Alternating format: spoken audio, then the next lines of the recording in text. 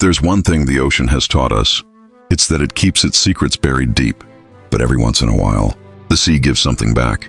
In August of 2019, a Coast Guard helicopter spotted a large white vessel drifting off the coast of the Florida Keys. Calm water, clear skies. But something wasn't right. The ship had no radio signal, no distress call, and when the rescue crew got closer, they saw it. The name painted across its hull, the Alabaster Dawn. The ship was perfectly intact, but no one, absolutely no one, was on board. Dinner was still sitting on the table, coffee still half full in a mug by the control panel. A deck log left open, its last words scrawled in shaky handwriting. The fogs returned. We turn back tomorrow, but the crew never turned back. And as investigators began digging into the ship's past, they uncovered something far darker, a history that reaches back more than a century. This is the sea's dark secret, unraveling the ghost ship's curse. The first Coast Guard boarding team arrived around noon. Lieutenant Sarah Daniels led the operation. She described the scene later in an interview. Everything looked normal at first. The ship was spotless. Engine was still humming. But there was this stillness. No wind, no sound. Just wrong. When her team entered the bridge, they found the captain's chair empty. But the navigation systems were still active. Coordinates frozen mid-entry. The clock read 3:15 a.m. Every watch and digital clock on the ship showed the same time.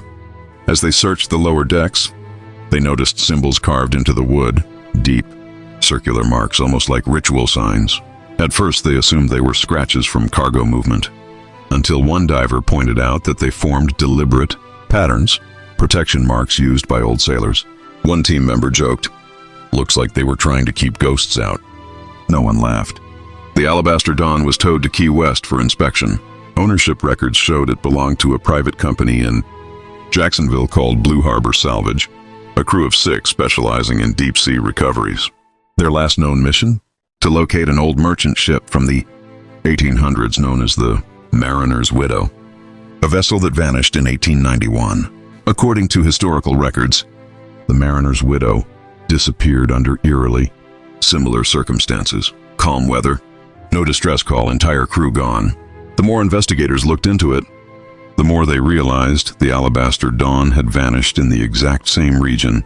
One of the divers who examined the lower decks later filed a strange report. He said he heard muffled voices through his headset while underwater, faint whispers overlapping, like several people talking at once. When he surfaced, no one else heard a thing. He refused to go back down. 2 days later, he quit the Coast Guard altogether. Dr. Alicia Freeman, a maritime historian brought in by the Coast Guard, studied the carvings found inside the ship. Her findings stunned everyone. The symbols weren't random. They were part of a sailor's protection ritual, one believed to seal out restless souls. But what disturbed her most was where they were found. These symbols are always carved on the outside of ships, on the hull, facing the sea, never inside the captain's quarters. It was as if someone on board had realized, too late, that whatever they were trying to keep out had already gotten in. That's when a freelance journalist named Mark Holloway entered the story. Mark was known for covering lost ships and unexplained maritime disappearances. When he heard about the Alabaster Dawn, he knew he had to investigate.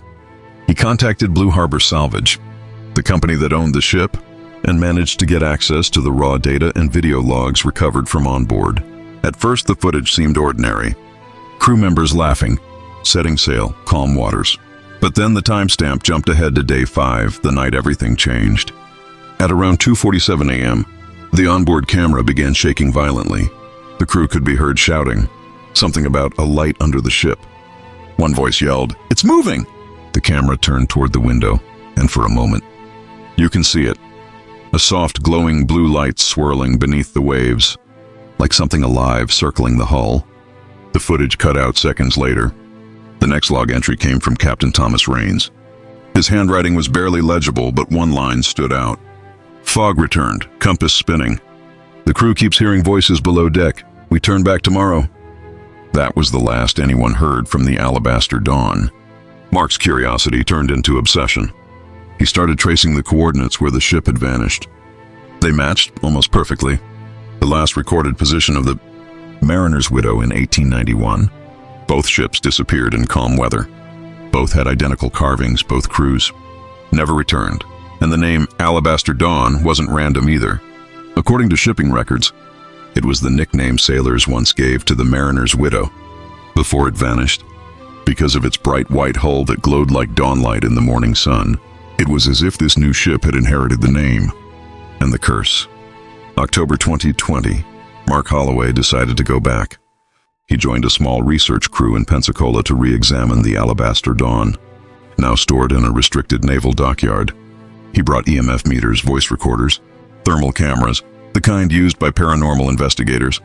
The ship's exterior was still solid, but once they stepped inside, the air changed. One crew member later said it felt like walking into a refrigerator. Another said they could hear faint dripping sounds, even though the pipes were dry. At exactly 3:15 a.m., all their equipment began to malfunction. The EMF meters spiked. The radios buzzed with static, and then came the whispers. Through the recorder, you can hear multiple voices speaking at once, some in English, others in what sounded like old maritime slang. The phrase repeated over and over: "Turn back," or "Join the tide." Mark's voice, panicked, breaks through the recording. It's coming from below deck. It's the same voice from the 1891 log. Moments later, the recording ends.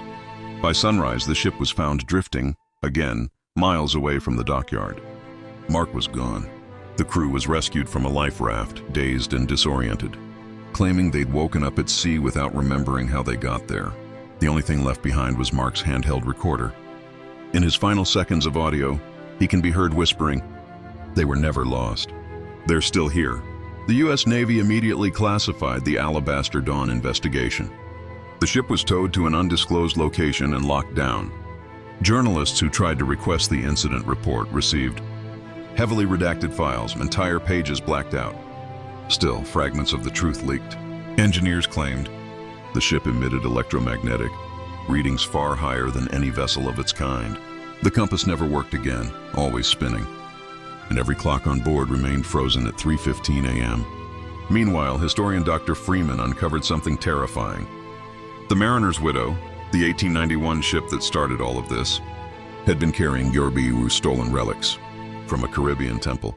Among them, a brass compass engraved with the Latin phrase, "Transirci audum eternitatem expectant." Those who dare to cross, eternity awaits. That compass was found aboard the Alabaster Dawn in 2019, and then it had vanished from evidence storage. No one knows where it is. Since then, fishermen off the Gulf Coast have reported seeing a white ship gliding silently through fog on moonless nights. No sound, no radio, no crew visible on deck. And when they try to approach, the vessel disappears, leaving behind only ripples and the faint echo of a bell ringing across the water. Coast Guard frequencies occasionally pick up ghost signals repeating one word over and over: Alabaster. Each signal comes from the same coordinates, the resting place of the mariner's widow. So what really happened to the Alabaster Dawn? Was it caught in some rare magnetic anomaly? Was it a psychological breakdown among the crew? Something they couldn't escape? Or was the ship carrying something it was never meant to find? Maybe some mysteries of the sea aren't meant to be solved. Maybe they're warnings, reminders that the ocean keeps its dead close and its secrets closer. Because out there, beyond the horizon, the fog still moves. And if you listen closely, you might just hear it whisper back.